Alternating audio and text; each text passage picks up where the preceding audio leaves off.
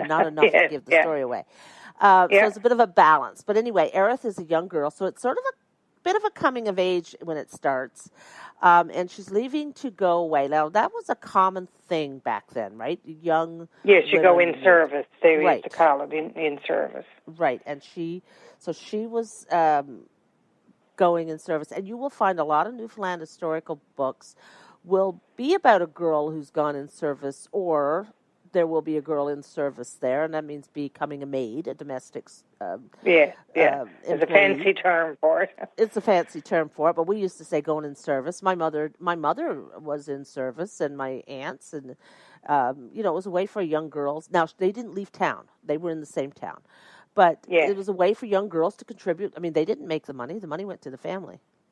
Yes, that's correct. So if you had, like, my mother is one of 7 and 5 girls. So if you had 2 or 3 girls out in service, that was a considerable income coming into the home.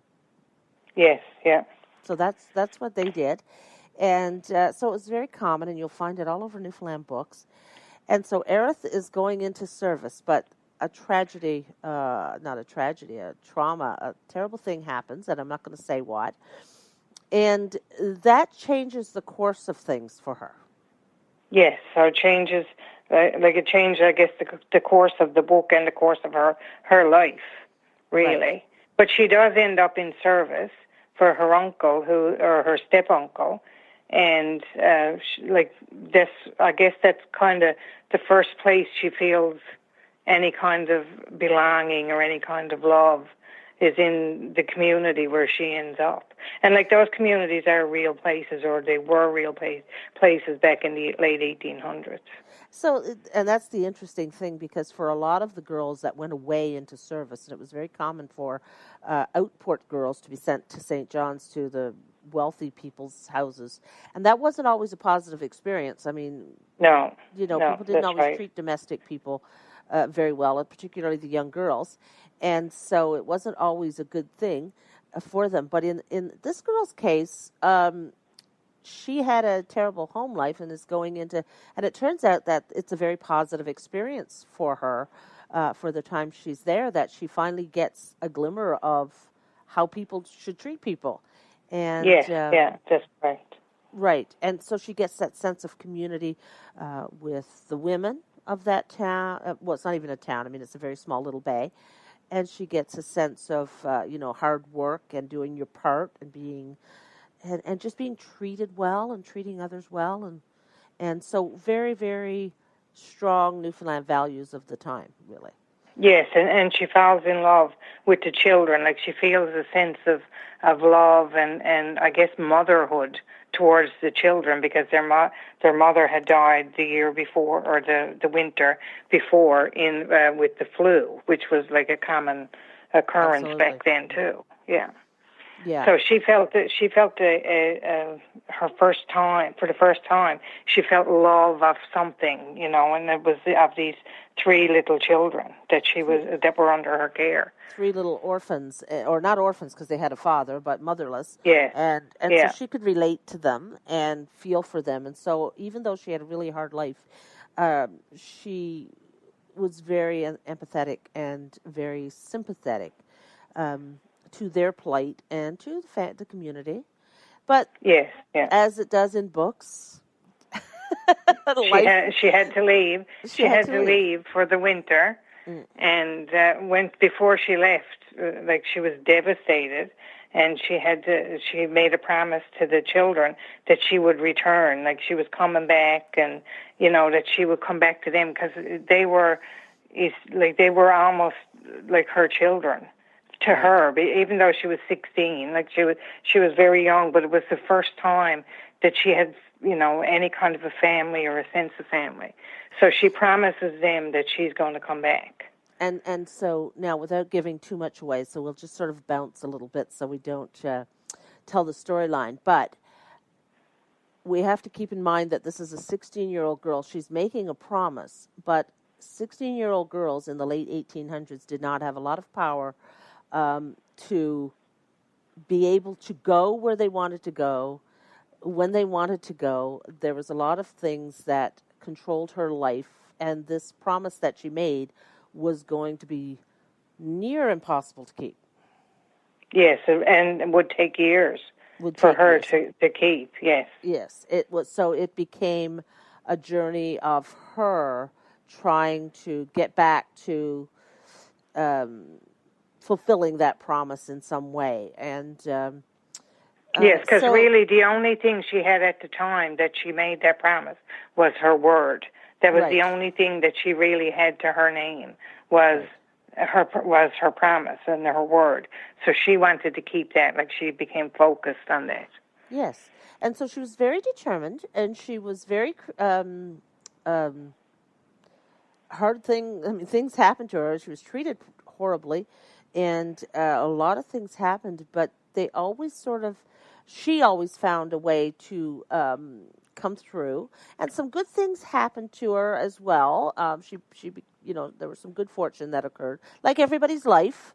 The good and the bad happens. There's good and bad, yeah. And so from there, Aerith sets out on her journey, and of course, we're not going to tell you how she fares or how she gets to her destination, but the journey through the book, will take you there.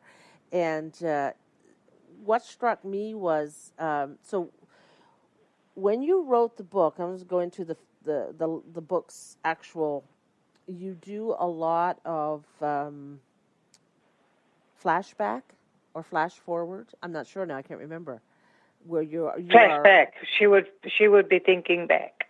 Right. And that's how, like, the story begins in present day 1894, but then somebody will ask her a question, so the reader will find out why certain things are a certain way or why things happen because she's thinking back to the event or the time period in order to answer the questions for the reader. Now, did you use that technique in Mary Rourke as well? Mary Rowe, sorry. Yes, yeah, okay. I did. And so is that, because that's not a technique that I use a lot, is that complicated to write?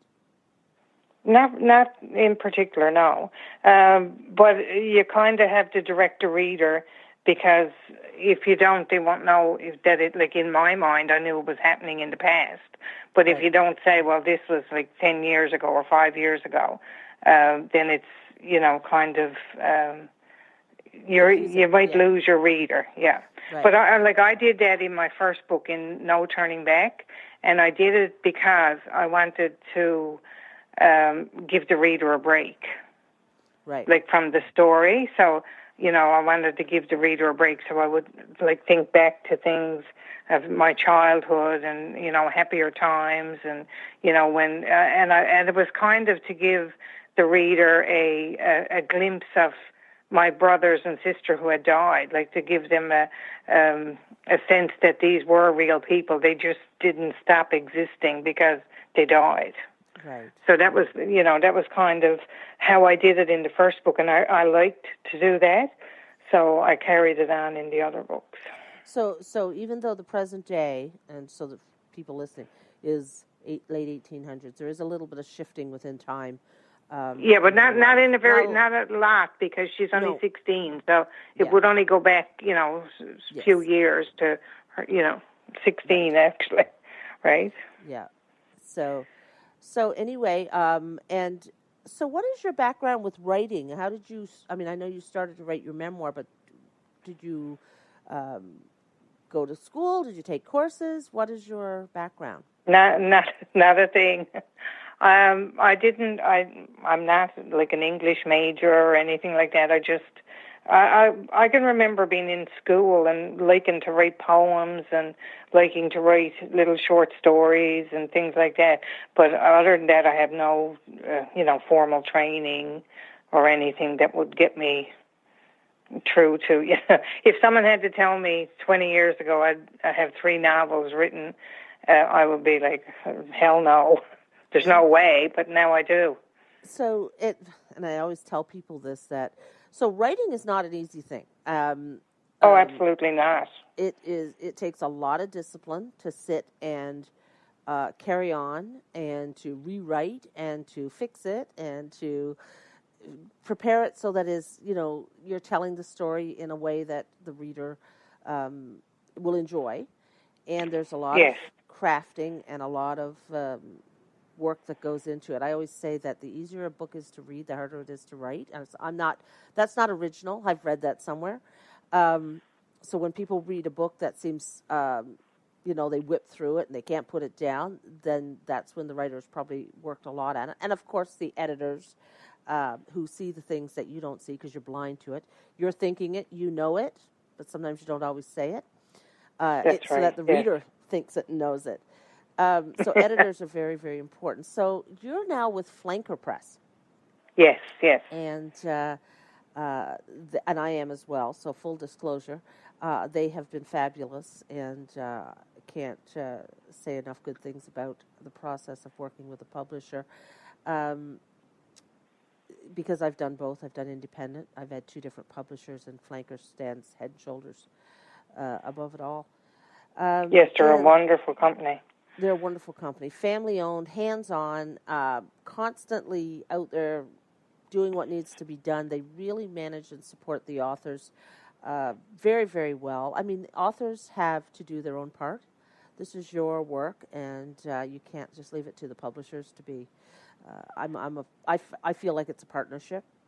You're the best advocate for your own work, and there's a lot of books out there. So, but you're doing really well because you're all over social media and you're out doing signings and you're, holding your own when it comes to all of that. Do you enjoy that part as well, the social part and the book signings? I do. It's a lot of work. It is a lot of work, but I really enjoy it.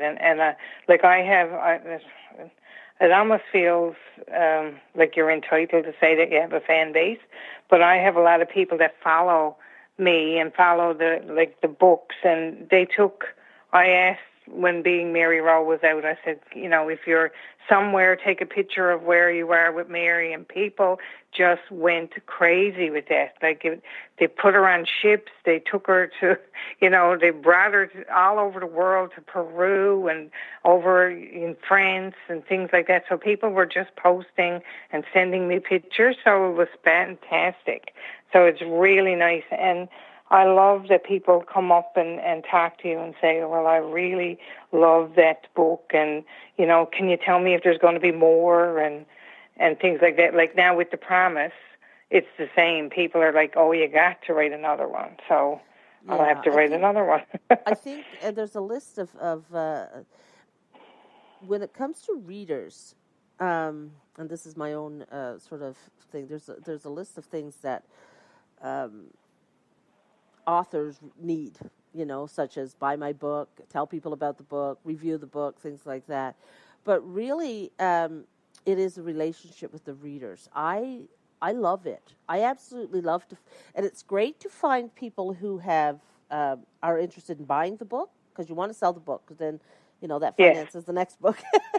That's pretty much right. what it does. And so which is great. But I love finding people who have read the book, so that we can have discussions about, and they'll ask me about did you intend this? And I really like this piece.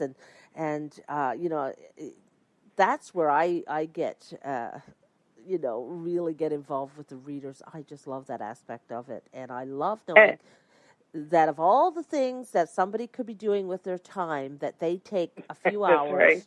Because a book is not a TV show. A TV show, half hour, an hour, you're done. And you're sitting there, there's no activity going on. It's just like you're just zoned out watching it. A book is several hours, depending on how fast you read. It's a time commitment. And of all the books in the world, you're sitting there and you're spending time with mine. I can't even express the gratitude I have for that. Me too. It's amazing. It is the most gratifying thing. So when I find someone who has already read something that I've written, who've read my books, because I've got 5 now, and they say something like that, I'm like, I will sit with them and talk to them as long as they'll give me their time. Because it's not because I'm talking about my book, it's because I appreciate them and I want to give as much of my time as I can to them for however long they want to chat about books, my books, somebody else's books. I don't even care, because it's just such a valuable thing. And reading is such a big part of my life. I can't get anything done because I'm always reading something. And I'm the same. I like to read. I really like